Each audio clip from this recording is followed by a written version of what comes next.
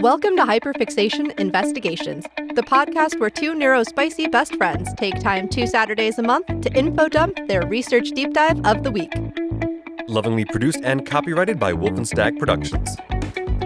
Today's fun fact is, the United Nations International Court of Justice are housed in the Peace Palace in the north of The Hague, which, for those of you who are like me, and didn't realize this, The Hague is a whole city, not a singular building or complex within another city. The Peace Palace is an imposing building that was completed in 1913 with an endowment from the American industrialist Andrew Carnegie. Good morning, I'm Josh, and I will be captaining today's mini-episode, Video Game War Crimes, part 1 of our mini-series, Geeks, Games, and General Mayhem. Good evening, I'm Kara, and I'm just along for the ride. For those of you joining us for the first time, how things work around here is that Josh will be leading us through a mini lecture on the topic, and we will discuss and ask questions throughout. Expect tangents throughout. We switch off duties each episode, so next time expect Kara to helm the episode. Now to our regularly scheduled program. Josh, what have you been hyperfixating on this week? Well, Kara, I've been focusing on what is honestly a pretty odd phenomenon in video games. I think the title of this episode could really imply a wide variety of things, most of which is not actually what I'm talking about. Okay, great. Yeah. Do you want to specify then? No, you know what? Just because you asked? No, I won't. We're going into it blind. No, obviously I'm going to clarify. My main focus has been on video games that accidentally violate the Geneva Conventions. Okay. Most of the time, it's, okay, your character is breaking international law in these games, and there's a ton of games where you realize, oh, hey, that's actually a war crime. Like what my character did in this level of the game. Right. But that's also not what I'm getting at here. Okay. Because, after all, if I just did an episode on the time your character in a video game broke international law, whether it be Geneva Convention specifically or, international humanitarian law at large. Sure. That episode would be about 10 years long. Yeah. Yeah. And that's not even getting into maritime or space law. No, I mean, it'd be fun to get into some of those too. Yeah, it would. Because the number of video games that, whether intentionally or unintentionally, include killing prisoners of war, giving no quarter, false surrender, collective punishment, chemical warfare, biological warfare. The list is endless. Yeah. There is at least, I think it's a Call of Duty game. I have never been much of a Call of Duty person, so I'm not actually 100% sure. No, it might be Spec Ops The Line? I don't know. I'm just staring at him in confusion because I don't play any of them either.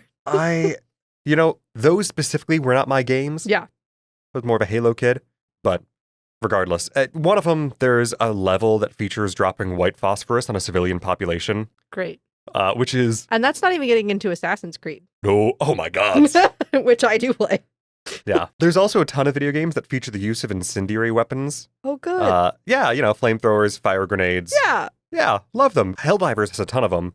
Most first-person shooter games have some kind of fire grenade or flamethrower. Yeah. But most, if not all of those, are typically understood to violate the 1980 Protocol 3 on prohibitions or restrictions on the use of incendiary weapons, which, if I'm correct, I believe that was part of the convention prohibiting certain conventional weapons. Great. Yes. How many times can we use convention in one title? We'll get there.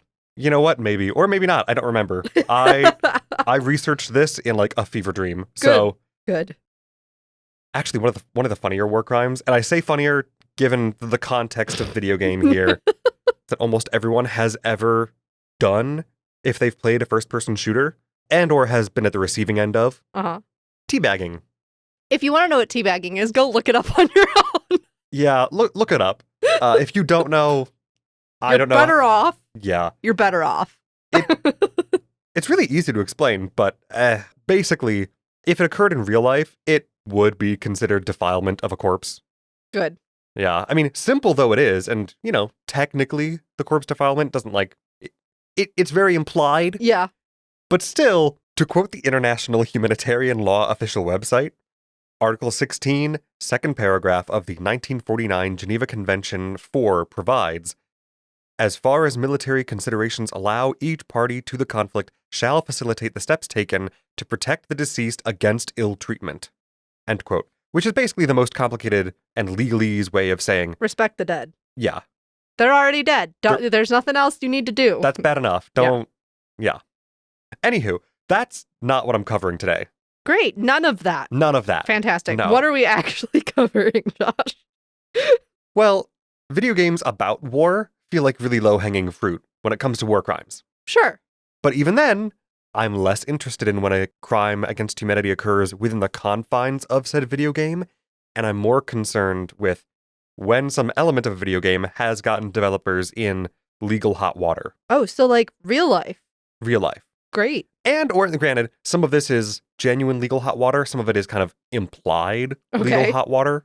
We're going to just get ahead of this in case anybody, talks to us about it. But yeah.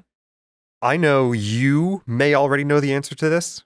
Oh, interesting. I probably don't, but ask really? me anyway. Okay, I assume I must have yapped at you about this sometime in the past. Okay.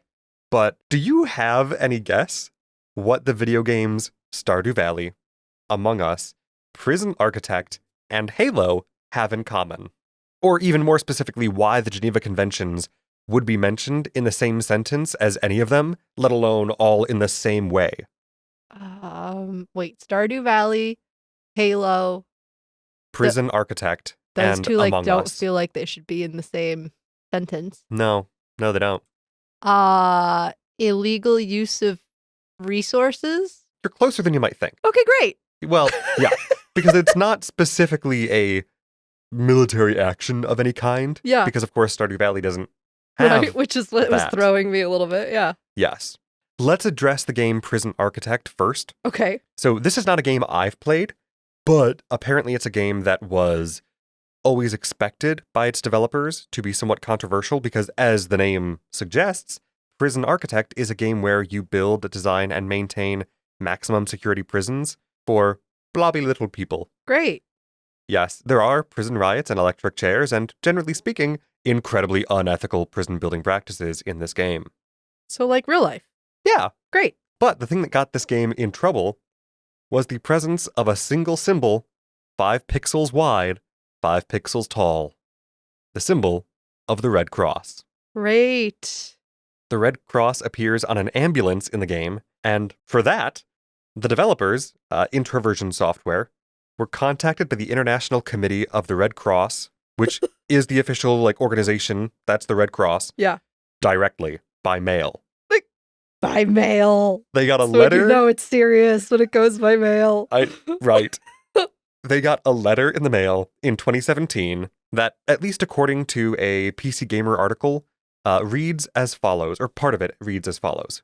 Quote, "My immediate reason for writing is that it has been brought to our attention that in your game, Prison Architect, a Red Cross emblem is displayed on vehicles.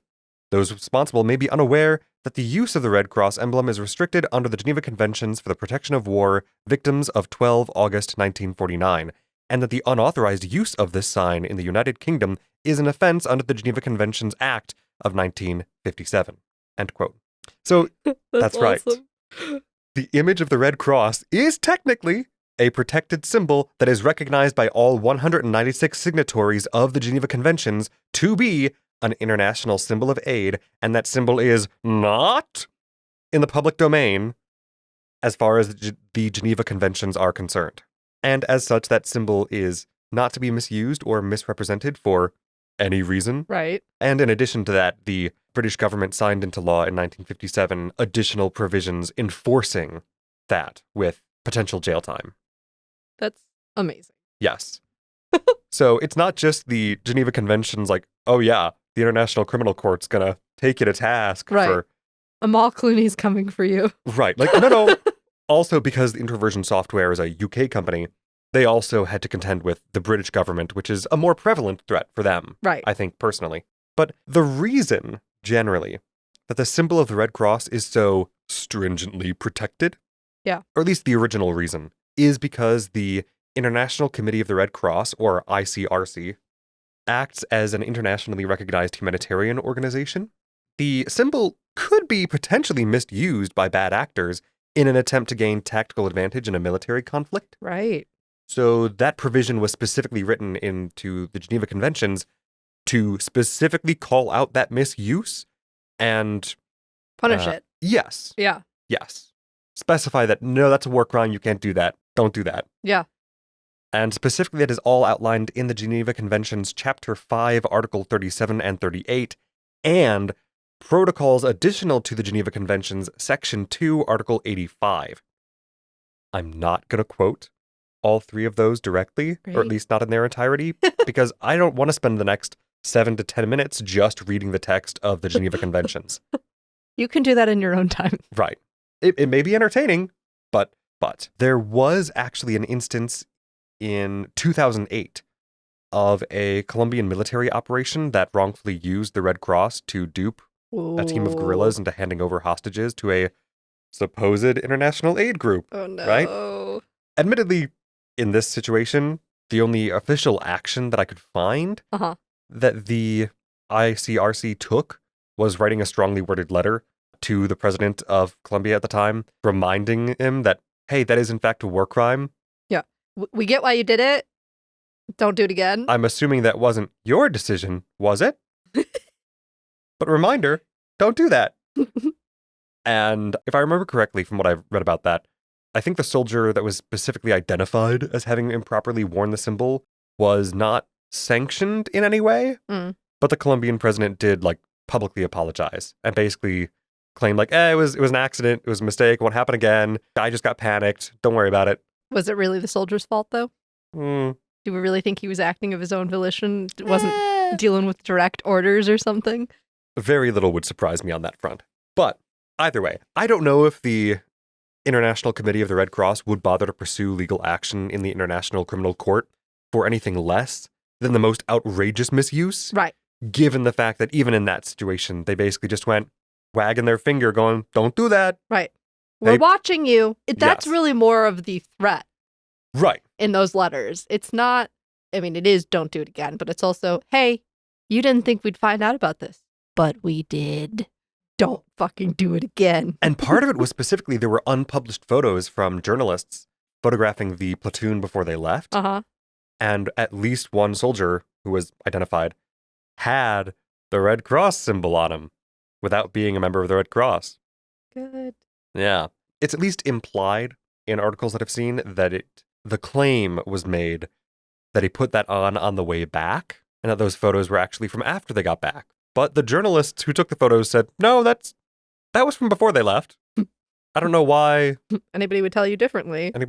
Why would they put it on after? Right. Unless the intention was to mislead the people they were meeting with. Right. That, no, we're the Red Cross. You can hand these people over to us. Because the Red Cross should have, military immunity from any kind of action in that situation. Right.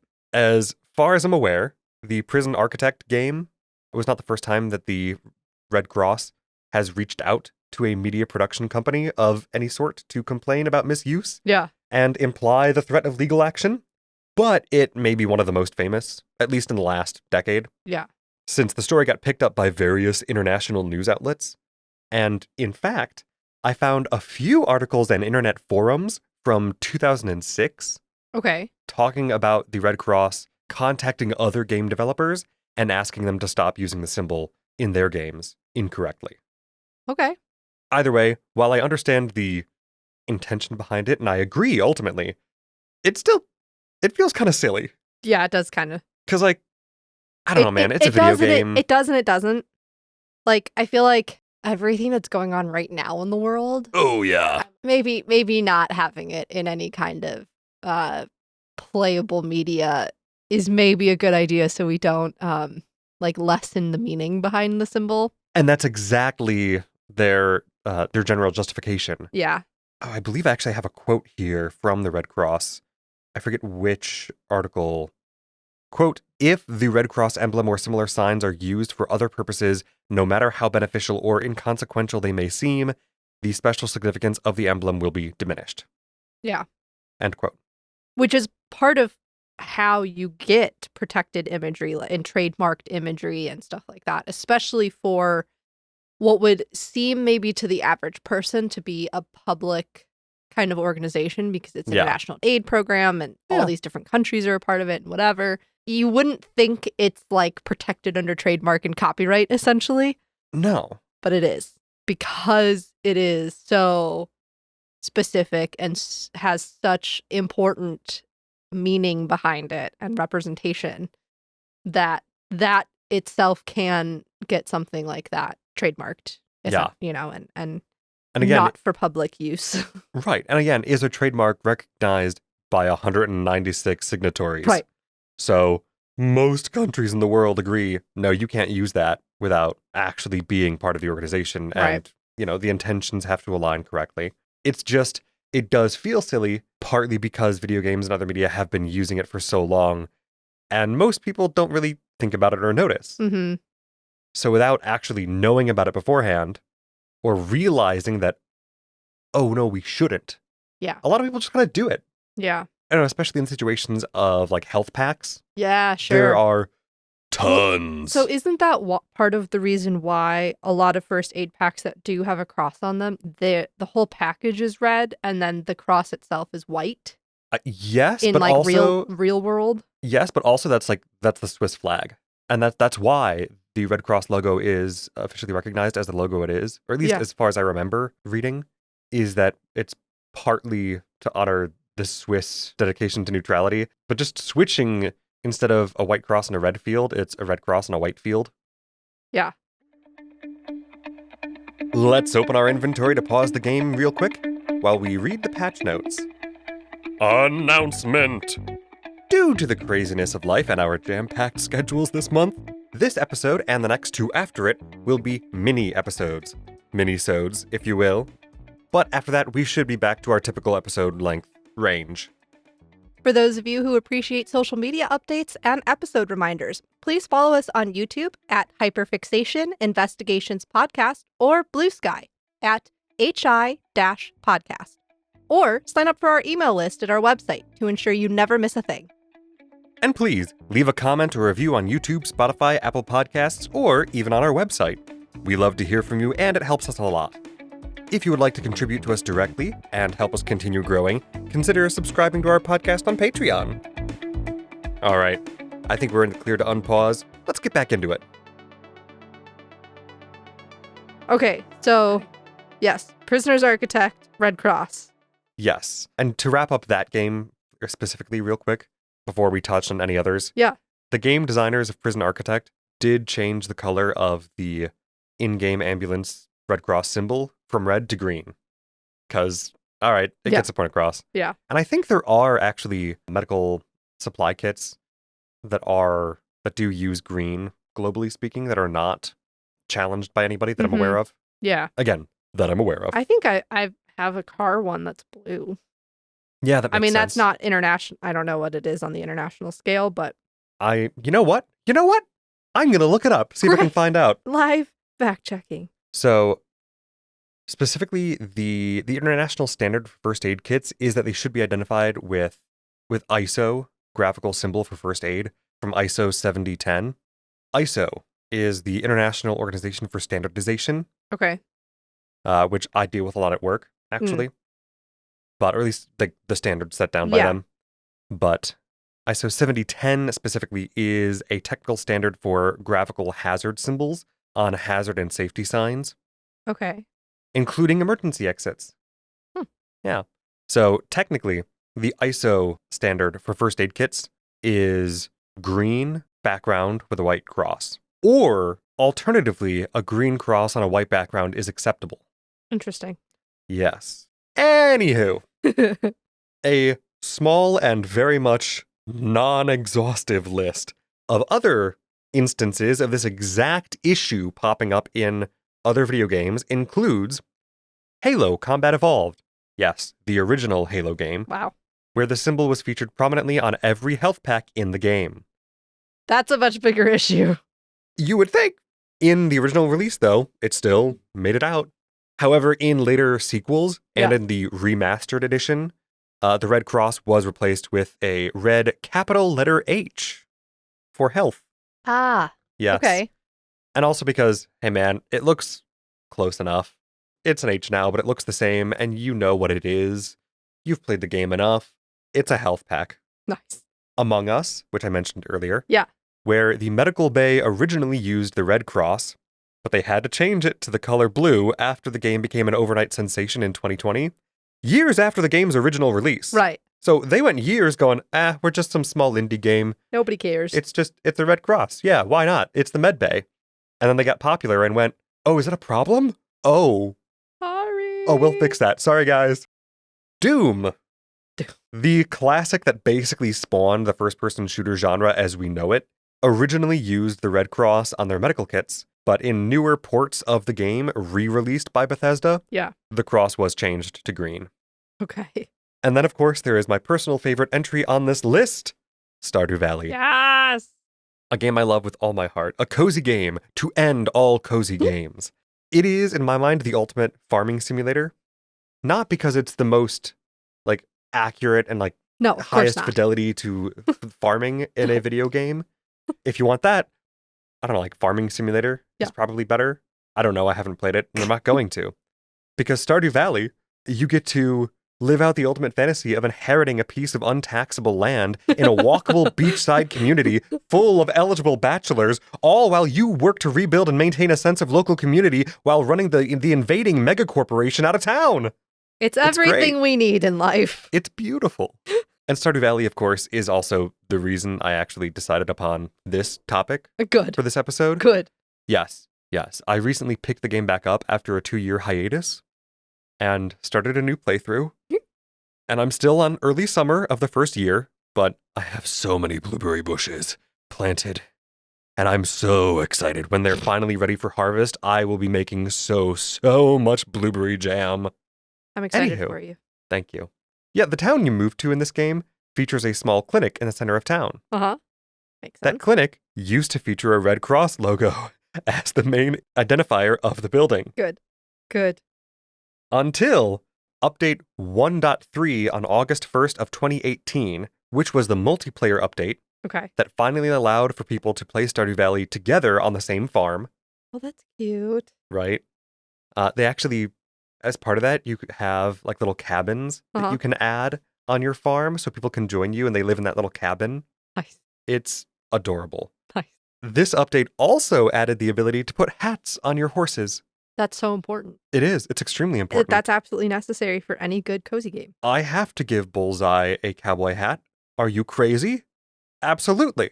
It also added a little winter festival. Cute. More importantly, however, for this episode, the patch notes to address bug fixes released on November 19th of 2018 specifically stated, and I quote, fixed a Geneva Convention violation by replacing red crosses in graphics. I love that they put that in the patch notes. Yes. That way. It wasn't just, we changed it. We changed the color of the clinic logo. No, it was, we fixed a Geneva Convention violation. Whoops. Which at the very least feels like unintentionally, humorous tongue-in-cheek direct reference to what happened with the developers of Prison Architect, because that was the year before. Oh, goodness, that, right. Their story made big headlines. And I am not aware of any direct contact between the developer Concerned Ape and the International Committee of the Red Cross. But at the very least, Concerned Ape must have seen the various headlines about Prison Architect and figured, I better nip that in the bud. Yeah. Uh-oh. And lastly, there are a few games and other pieces of media generally which do get hilariously close to using a red cross, but technically don't. Good. And therefore have not gotten in trouble, as far as I'm aware. So for instance, Overwatch uses blue health packs with a red cross that is slanted slightly. Okay. So technically it's not the same symbol because it's slanted and it's on a blue background, not a white one. So obviously. And if you're colorblind, it all just looks gray anyway. Yeah, exactly. Well, the blue does. Well, depending on which type of colorblind. But yes. Yes. You can be entirely colorblind. That's true. I forget about that. Transformers products have typically used a version where the center of the red cross is actually the Autobots logo. Oh. But it's usually just sitting literally directly on top of the center of the red cross logo. Though sometimes they'll also have little red squares around the edges. So it's it's a square that has white edging, so you can tell that it's a red cross on a red field with an Autobots logo in the center. But all right, guys, that's surprisingly close. Yeah. Star Wars actually has one of my favorite variations, where they are clearly trying to imitate the Red Cross. Like, they're trying to evoke that same idea, but they basically just lengthened the right arm of the cross, pulled the bottom chunk of the cross to the right, and then added some extra small diagonal arms to make it completely visually distinct, but still clearly evoking the original. And in fact, in universe, I believe it is technically called the Red Sigil.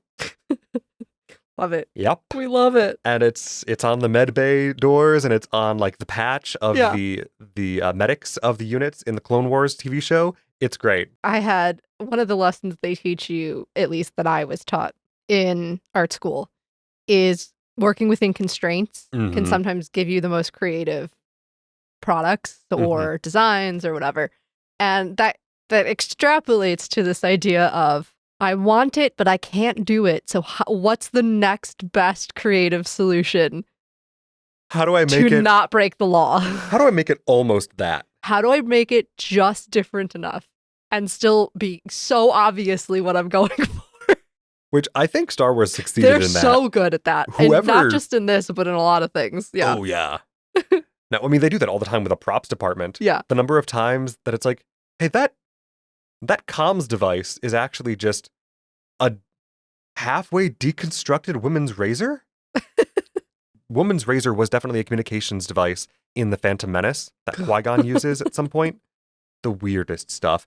And there's a Hamilton Beach ice cream machine that makes an appearance in Cloud City in episode 5 when the people of Cloud City are just like panicking and some are, I guess, evacuating from the Empire. There's just a guy running with a Hamilton Beach ice cream machine under his arm that the Mandalorian TV show later retconned, calling that a Camtono. It is apparently a like mobile safe that you can carry. Good. Yep. It's so silly. But anywho, as far as all of this stuff goes with video game war crimes, I mostly just find it interesting and amusing that such a small detail can be such an international problem for video game developers. Because again, who would think of it? But also, yeah, hey guys, we need you to clean this up. Misrepresenting that, it can be a problem. Anywho. I wonder if there's any game out there that one day is going to like petition before they put it in the game. Oh my gods. Be like, can we please use it? Well, that's the funny thing is I think the Red Cross has actually said multiple times that they wouldn't mind if people were using it in such a way that it was like, yeah, somebody wearing the Red Cross logo shows up and they are a member of the Red Cross and they are doing things that a Red Cross member would do. And like, it's like, hey, as long as you're displaying it correctly and the use is accurate. Which is probably, the main thing about like, you think about some of the World War II and Vietnam War movies and stuff like that, where there are Red Cross people and they're in full Red Cross regalia, so to speak, uniforms and what have you. That makes sense then, because they are being represented as what they are. Yes. And what they do. Yeah. Yeah. So, no, I would assume if something like that actually happened in a video game, the Red Cross would go, you know what? Thank you. Yeah. But until then, even something as simple as, oh, it's the clinic, it's the hospital, it's that location in town. Obviously, you put a Red Cross up there. Sorry, guys. You gotta pitch it. Anywho, unless you have anything else for me today. I don't. Okay. In that case, take it easy, guys. Thanks for listening. That's a wrap on minisode 22, Video Game War Crimes. If you'd like to delve further into this topic, our research sources and related images are posted on our website, hyperfixation-investigations.com. Again, that's www.hyperfixation-investigations.com. Thanks so much for listening. Follow us and drop a like, comment, or topic idea on Blue Sky and YouTube for updates, and check out our Patreon to support us directly. Join our Discord community and receive other special perks. See you next time, and remember, what's a little info dumping between friends?